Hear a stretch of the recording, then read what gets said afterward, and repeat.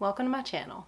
I'm Dani Marie AUC, and today we're going to talk about my tips and tricks for managing photophobia.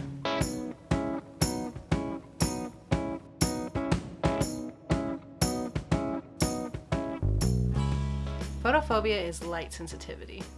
In albinism, it happens because we lack pigment in our iris, which normally protects the eye from UV rays. And because albinism is so varied, photophobia is also so varied, so someone may have very little photophobia to none, while someone else may have severe symptoms of photophobia. So this video is part 2 in my photophobia and light sensitivity series. You can find part 1 up here and in the description. You can also find it in my playlist labeled Photophobia and Light Sensitivity. For more information on how to recognize photophobia in children and what settings can be really challenging for those who have photophobia, check out that first video. So, my first set of tips and tricks are really physical items that you can use to protect yourself from the sun. The very first one that comes to mind is sunglasses. I own a pair of prescription sunglasses because I do wear prescription glasses regularly. And you guys, if you go with sunglasses that are prescription, go with big lenses, okay? You won't regret it. So I went with a larger frame so that it could block out more of the light. But the consequence is that these lenses are very thick. They are definitely Coke bottle thick. On top of all my albinism related eye conditions, I am also very nearsighted. So my prescription is concave, which basically means that they're thicker around the edges and the lens gets thinner as you go towards the center. So this means that if I get a wider frame, my lens is going to be thicker. But you have to decide if that trade-off is worth it for you. For me, it was. So to me, prescription sunglasses are definitely better than clip-ons, or those larger ones that fit over your glasses are fantastic.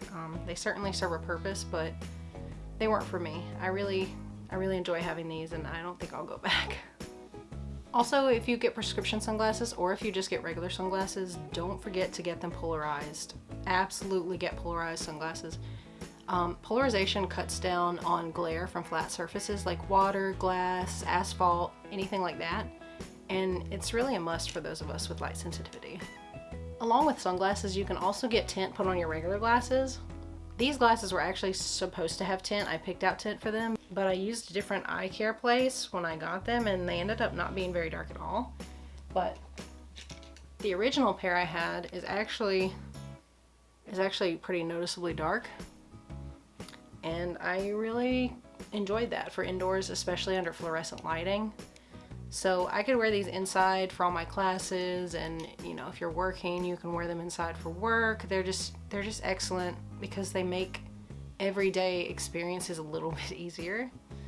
Also, some days I could wear these outside on an overcast day where I would normally need a little bit of sunglass protection.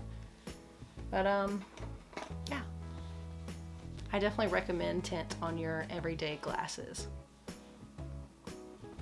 So the next option you can go with are transition lenses, and I haven't gotten to try them yet, but when I do, I'll definitely make a video.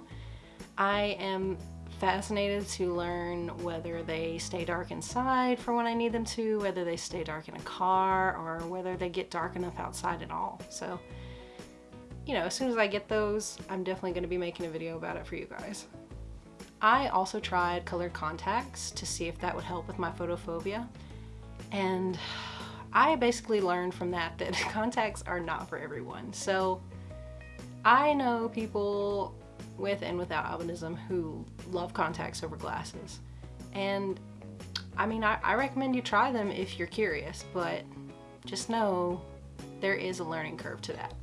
There are also transition contact lenses on the market now. If you check my article that I'll link in the description, you can find the link to my research on transition lens contacts. So the next physical item you can use to help with photophobia is it's a hat. I mean, just a simple hat, and really you can use any hat. You can fit the hat to your style. This is one of my favorites. It features Stitch with an ice cream cone. My other favorite is my Mario hat. I love it. I love Super Mario and I love everything Nintendo. But really you can get any kind of hat that fits your style or fits your need, like whether it be a big brim hat, one of those cute driver hats, a fedora, whatever is your thing, you can use that. So you can fit the hat to your style. Another option is also a scarf or a bandana for guys if you're not comfortable with scarves. This is just a really big square silky scarf that I actually use for my hair. These are great to wrap around your head and give you a little bit of shade. For me also, they're really good in the car because I can absolutely get sunburn in a car. So I will take one of these with me, and if the sun's coming in one window, I'll just throw this over my arm to prevent sunburn. The last items in this category are umbrellas, parasols, and things like that. So umbrellas are a little bulky, but it absolutely can be used for going on a walk, especially if you're with somebody and you don't have a hat or anything, but they happen to have an umbrella in their car. I definitely recommend getting that out and using it, even if it feels a little awkward. Also, under this category are canopies. So going to the beach is great with a beach umbrella, but if you're going with a small group, I highly recommend one of those pop-up canopies because it is so nice to enjoy the beach but still be in the shade no matter which direction the sun's coming from. Oh, really the last thing on the list for physical protection, eye masks for sleeping. I tend to notice little lights around the room, like the power indicator lights on things, or if the sun comes through the window early in the morning, or if anything light-wise changes around the room, it tends to wake me up. So I have to sleep with an eye mask, or I just do not sleep well. I have two here actually. This one is just a regular cloth one. It's actually an aromatherapy one, but I can't use these regular cloth ones. They sit too close to my eyeball and they make me uncomfortable. But the kind that I recommend are these foam ones. So they're shaped, honestly, they're shaped almost like a padded bra. So you have this indentation here that sits over top your eye, so your eye has plenty of room. And I've never have to deal with my eyelashes rubbing up against it or anything like that. So these are really what I recommend. This one's black, so I know it's hard to see on camera, but these are wonderful. The next thing on my list is a white cane. So I do not always use a cane, and I am not properly trained on how to use a cane yet. That will be in the next few months for me. My vision is severely impaired by photophobia, so when I go outside, my vision gets incredibly worse. So a cane for me, when I'm alone especially, is a must. It really helps me to see the world without seeing the world. I also have pretty bad depth perception, so look for a video in the future on why I need a white cane. It's coming. The next section of my tips and tricks includes technology. Technology is so much more accessible these days than it ever has been in the past. And honestly, any platform you're using, you can make accessible. You can make it work for you in some way. So the first trick I recommend is to use a blue light filter. You can find blue light filters on any platform you use. Blue light is kind of harsh, so the blue light filters generally put a warmer tint over the screen to help make looking at that screen for long periods of time easier. On Windows and Android, it's called Night Light, and on iOS and macOS, it's called Night Shift. You can find it under the display settings. So the next tip in this category for me is to use high contrast, dark mode, night theme, whatever it may be called on your device, because looking at a black background with white text makes reading for me 1000% better. It is so much easier on my eyes. And how you go about using this type of setting really depends on what device you're using. If you're an ebook reader, almost every ebook platform that I have used allows you to change the background and the text color. So to me, that's excellent. So many of them also have text to speech, which really is so great if you're in a pinch. If you're like me and you don't normally use text to speech, but you're dealing with a lot of eye fatigue, I highly recommend it. It may take some getting used to at first, but it is so worth it. On Android specifically, for articles and web pages and things like that, I use an application called Article Reader. So Article Reader basically is a browser that lets me open up web pages into it and then lets me adjust the background color and the text color as well as the size.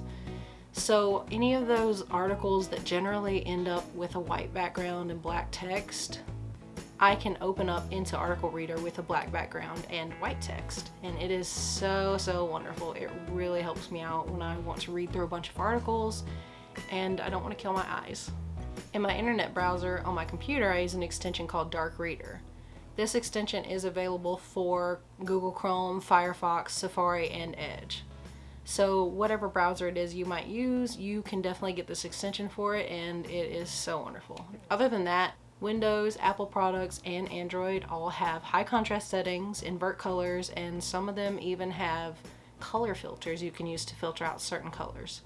My next big category is window coverings. So first off, in the vehicle, I highly recommend window tint. If you have a child or a friend or family member with photophobia, or if you just generally want to be more comfortable in your car, I recommend getting all the side windows tinted, or at least getting the front two windows to match whatever factory tint that you have on the back two windows normally. For those of you who drive or just want to add an extra layer of protection in your vehicles, you can also get a clear protective UV coating over your windshield.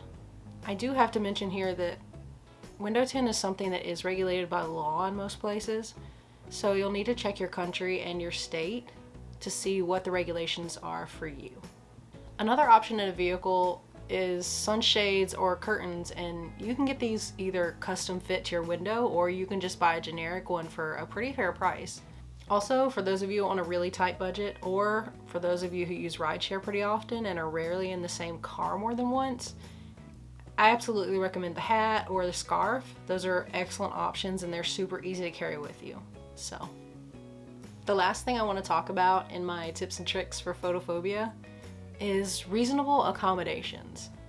So in the USA, under the Americans with Disabilities Act, you are entitled as a person with a disability to request reasonable accommodations so that you can complete your tasks like everybody else in your workplace. There are so many different accommodations you can request depending on what your disability may be. Some examples for photophobia include window coverings, modifications to the computer you're using if you are required to use a computer, a request for more frequent breaks, and also adjustments to the lighting in your office or your building that you work in.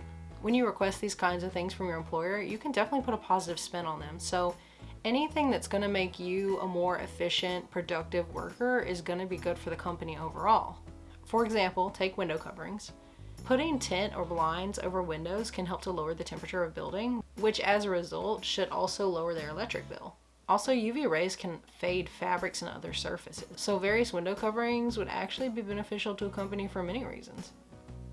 That's the kind of positive spin you can put on anything that you request to your employer. Don't forget to check out my playlist called Photophobia Light Sensitivity. It will probably be in the end card of this video, and I can link it below in the description as well. And also my very thorough blog post on photophobia with all of this information and the information from the very first video I did on photophobia will be linked below. It has links to the resources I've mentioned in this video that might be helpful to you. If you found this information helpful at all, please feel free to like, share, and subscribe because that's really going to help my channel grow. And it's going to help me make more videos for you guys in the future. So thanks for watching. As always, stay curious. Bye.